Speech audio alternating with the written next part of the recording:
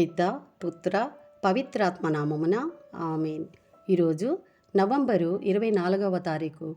యోహాను సువార్త 18వ అధ్యాయము 33వ వచనము నుండి 37వ వచనం వరకు. పిలాతు మరల మందిరంలోనికి వెళ్ళి యేసును పిలిపించి, నీవు యూదుల రాజువా అని అడిగెను.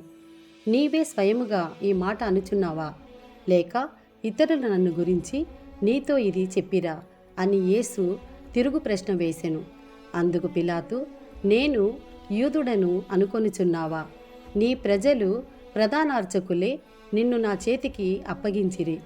నీవు ఏమి చేస్తివి అని అడిగెను. నా రాజ్యము ఈ లోక సంబంధమైనది కాదు. నా రాజ్యము ఈ లోకమునకు చెందినదైనచో నేను యూదుల చేతులలో పడకుండా నా అనుచరులు నా పక్షమున పోరాడేడివారు.